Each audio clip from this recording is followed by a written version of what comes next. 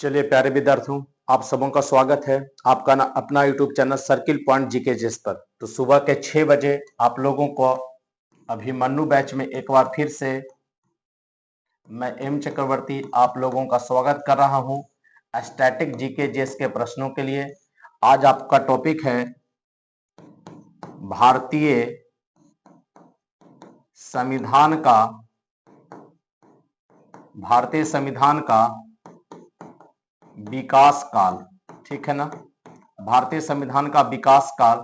और ये पार्ट 1 है आप लोगों के लिए आज। ठीक है, पार्ट 1 जितना हमसे संभव हो सका है आज इसको पार्ट 1 में आप लोगों के लिए ऑब्जेक्टिव के रूप में लेकर आए हैं। और यह जो श्रृंखला है एसएससी, रेलवे, बिहार दरोगा, बिहार पुलिस और सभी प्रतियोगी परीक्षाओं के लिए, जैसे बिहार शिक्षक हो गया है ना, सभी प्रतियोगी परीक्षाओं के लिए आप जो वनडे एग्जामिनेशन का तैयारी करते हैं, अगर आपका कोई भी ऐसा एग्जाम नहीं है जहां पर भारतीय संविधान के विकास के काल से क्वेश्चन न पूछा जाता है। तो चलिए बच्चे, आप सब लोग रेडी हो जाइए पेन और पेपर के साथ। सुबह के 6 बज चुके हैं। सुप्रभात, गुड मॉर्निंग। और आप लोगों के लिए बेहतरीन टॉपिक है और एज ए रिवीजन भी क्लास समझ लीजिए इसको। ठीक है, ध्यान दीजिएगा। भारत का संवैधानिक विकास, भारत का संवैधानिक विकास। पहला क्वेश्चन कहता है भारत में ईस्ट इंडिया कंपनी, ध्यान दीजिएगा,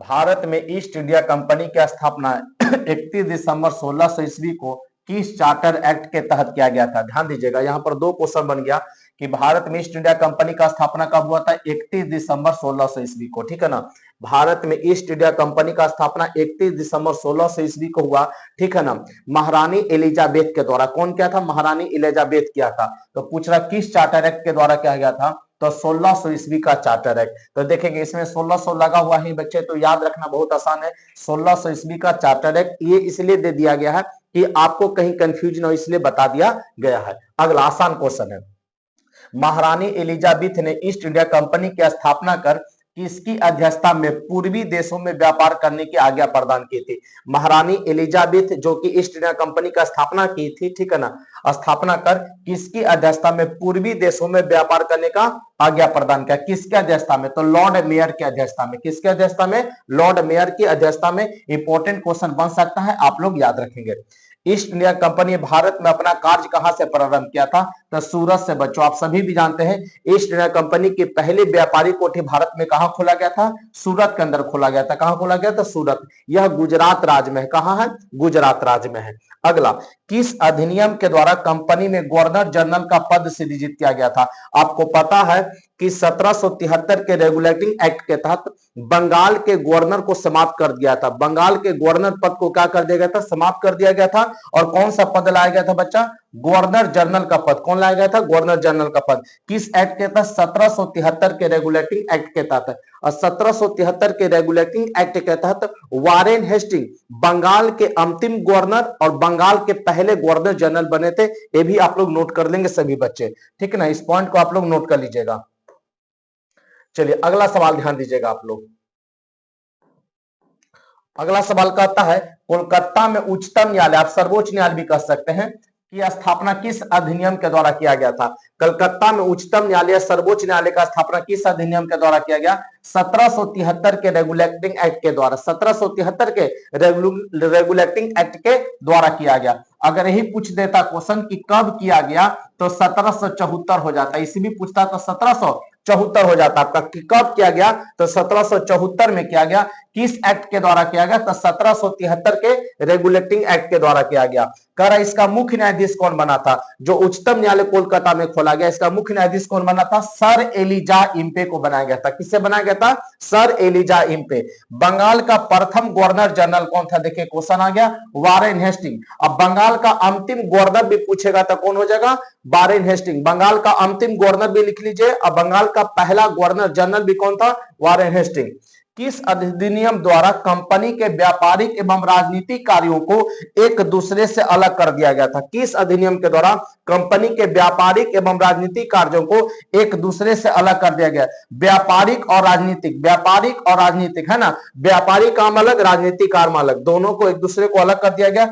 पिट्स इंडिया एक्ट 1784 के द्वारा, पिट्स इंडिया एक्ट 1784 के द्वारा कंपनी के कर्मचारियों पर उपहार लेने पर प्रतिबंध कब लगा दिया गया था? बढ़िया क्वेश्चन है, ध्यान दीजिएगा, अच्छा क्वेश्चन है, ध्यान दीजिएगा इसको।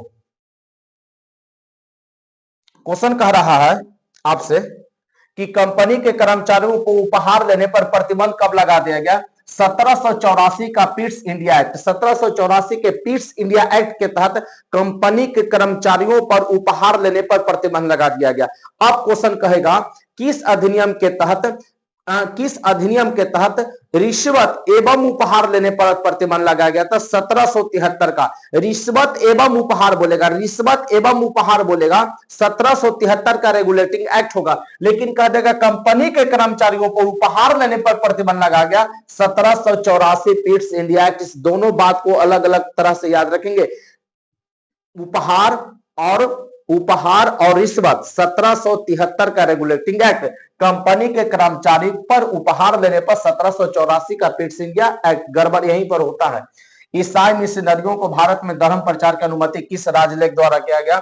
1813 का चार्टर एक्ट। ईसाई मिशनरियों को भारत में धर्म प्रचार करने की अनुमति किस अधिनियम के द्वारा या किस राज्यलेख के द्वारा दिया? 1813 का चार्टर एक्ट। 1813 ईस्वी के चार्टर एक्ट द्वारा भारतीयों की शिक्षा पर व्यय करने के लिए कितना राशि नियत किया गया? 1813 में जो चार्टर एक्ट आया था तो भारतीयों की शिक्षा पर खर्च करने के लिए 1 लाख रुपया तय किया गया। कितना बच्चा? 1 लाख रुपया तय किया गया। एग्जाम में पूछा हुआ क्वेश्चन है, ध्यान में रखेंगे। अगला सवाल आइएगा, ईस्ट इंडिया कंपनी के व्यापारिक अधिकार को किस अधिनियम द्वारा समाप्त कर दिया गया? ईस्ट इंडिया कंपनी के व्यापारिक अधिकार को किस अधिनियम द्वारा समाप्त कर दिया जाता है? तो 1833 के राज्यलेख के द्वारा या चार्टर एक्ट के द्वारा। व्यापारिक अधिकार को, है ना, व्यापारिक अधिकार को किस अधिनियम द्वारा पूरा रूप से समाप्त कर दिया जाता है? 1833 के चार्टर एक्ट के द्वारा। 1813 में भी समाप्त किया गया था, लेकिन चीन और चाय के साथ व्यापार बना हुआ था, लेकिन 1833 में चीन चाय के सब के साथ आपको व्यापारिक एकाधिकार को समाप्त कर दिया गया 1833 में। भारत का प्रथम गवर्नर जनरल कौन बना? Lord William Bentinck. Lord William Bentinck 1833 के अधिनियम के तहत, 1833 के अधिनियम के तहत यह नियम आया कि जो बंगाल का गवर्नर जनरल है अब पूरे भारत का गवर्नर जनरल होगा। 1833 के चार्टर एक्ट के तहत बंगाल के गवर्नर जनरल को पूरे भारत का गवर्नर जनरल बना दिया गया। तो इस अनुसार से बंगाल का अंतिम governor general Lord William Bentinck, अब भारत का पहला governor general Lord William Bentinck. Bengal का अंतिम, अब भारत का पहला गवर्नर जनरल कौन बना? लॉर्ड विलियम बेटिंग बना। एकदम ध्यान में रखेंगे इस बात को। सर्वप्रथम भारत में शासन के केंद्रीयकरण का प्रयास किस अधिनियम में दिखाई देता है? तो 1833। ध्यान दीजिएगा, 1833 का चार्टर। कैसे आप इसको कहेंगे कि केंद्रीयकरण का? तो अब बताइए, वो पार्टिकुलर अब बंगाल का नहीं रहेगा, बंगाल, मद्रास, बॉम्बे, ये तीनों प्रेसिडेंसी को मिला दिया गया और उसे भारत का गवर्नर जनरल कहा जाने लगा। तब बताइए केंद्रीयकरण का प्रयास हुआ कि नहीं हुआ? तो केंद्रीयकरण का प्रयास किस अधिनियम में? तो 1833 के अधिनियम में। 1833 के अधिनियम में। एक एक पॉइंट को ध्यान में देते चलिएगा, एग्जाम आपको और कई तरीके से घुमा कर दे सकता है अगर आप पूरी तरीके से याद करके नहीं जाते हैं तो। दास प्रथा को कब समाप्त कर दिया गया? ध्यान दीजिएगा, तो 1833 के एक्ट के द्वारा। दास प्रथा को कब समाप्त किया गया? 1833 के एक्ट द्वारा। 1843 में लॉर्ड एलनबरो। दास प्रथा समाप्त कब किया गया? एक्ट 1833 का। 1843 में लॉर्ड एलनबरो समाप्त कर देता है। लॉर्ड मैकाले की अध्यक्षता में प्रथम विधि आयोग का गठन किस अधिनियम के तहत किया गया? तो सबसे पहले ध्यान दीजिएगा, प्रथम विधि आयोग के अध्यक्ष कौन बने थे? Lord Macaulay. प्रथम विधि आयोग का अध्यक्ष कौन बने? Lord Macaulay. किस अधिनियम के तहत? 1833 के अधिनियम के तहत। 1833 का अधिनियम या 1833 का चार्टर एक्ट, ये सब आप लोग को क्लास में हम बता चुके हैं, ठीक है ना। ध्यान दीजिएगा, अगर आप इसका विस्तृत पढ़ना चाहते हैं तो आपको तो ऑफलाइन क्लास ज्वाइन कर लेना होगा, ठीक है ना। अब बहुत जल्द आप लोगों को ऑनलाइन भी एप्लीकेशन में लेकर आ रहा हूं, जहां पर जीके जीएस को एकदम ऑनलाइन ऑफलाइन के तरह ही आपको ऑनलाइन में भी हम प्रोवाइड कर देंगे, ठीक है ना। यूट्यूब पर तो इतना ही हो पाएगा बच्चे, ठीक है। चलिए, सती प्रथा का अंत किस गवर्नर जनरल के द्वारा किया गया? लॉर्ड विलियम बेटिंग 1829 के 17वें नियम के द्वारा। सती प्रथा का अंत पूछ रहा है किस गवर्नर जनरल ने कर दिया था? तो लॉर्ड विलियम बेटिंग किया। लॉर्ड विलियम बेटिंग 1829 के 17वां नियम। 1829 में जो नियम बनता है वो केमा नियम के तहत?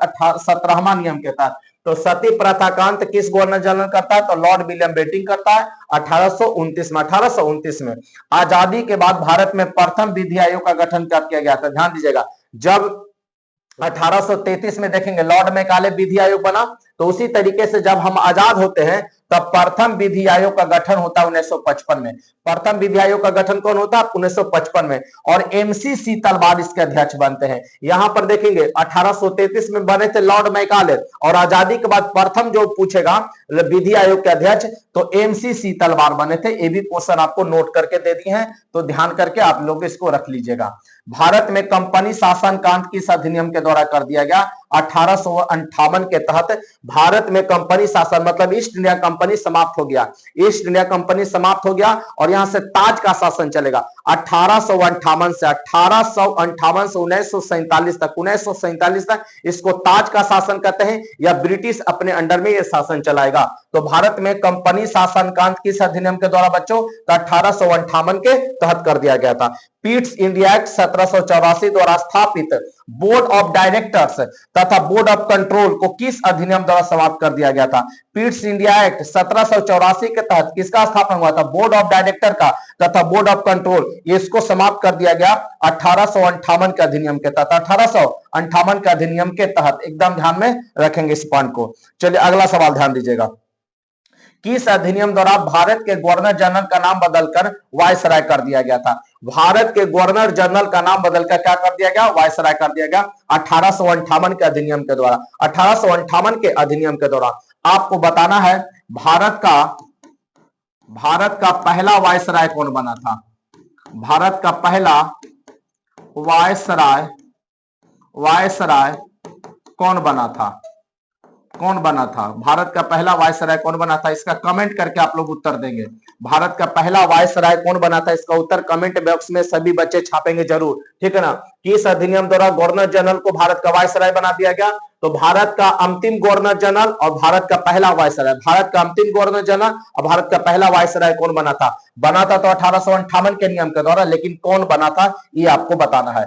चलिए अगला सवाल ध्यान दीजिएगा, आप लोग के लिए कुछ इंपॉर्टेंट फैक्ट्स है। राज्यपाल से संबंधित कुछ अनुच्छेद है प्यारे, ध्यान दीजिएगा। राज्यपाल से संबंधित कुछ अनुच्छेद है जो वन लाइनर टाइप में क्वेश्चन आपको पूछ लेता, ठीक है। राज्यपाल के बारे में नहीं पढ़ा रहा हूं, राज्यपाल से संबंधित अनुच्छेद जैसे पूछेगा राज्यपाल का पद अनुच्छेद 153 में। राज्यपाल का पद कितना में? अनुच्छेद 153 में। राज्यपाल कार्यपालिका का प्रधान होगा। राज्यपाल राज्य की कार्यपालिका का प्रधान होता है अनुच्छेद 154 में। राज्यपाल राज्य की कार्यपालिका का प्रधान होगा अनुच्छेद 154 में। राज्यपाल का नियुक्ति अनुच्छेद 155 में। राज्यपाल का कार्यपाल अनुच्छेद 156 में। राज्यपाल की पद की योग्यता अनुच्छेद 157 में। राज्यपाल का शपथ ग्रहण जो उच्च न्यायालय के मुख्य न्यायाधीश करवाएंगे 159 में, अनुच्छेद 159 में। कौन करवाएंगे? तो नोट करके लिख लेंगे, उच्च न्यायालय का मुख्य न्यायाधीश, हाई कोर्ट का मुख्य न्यायाधीश, हाई कोर्ट का मुख्य न्यायाधीश, हाई कोर्ट का मुख्य न्यायाधीश करवाएंगे, हाई कोर्ट का मुख्य न्यायाधीश करवाएंगे, हाई कोर्ट का मुख्य न्यायाधीश करवाएंगे। फिर राज्यपाल का क्षमादान बहुत इंपॉर्टेंट है, अनुच्छेद 161। राज्यपाल का क्षमादान अनुच्छेद 161।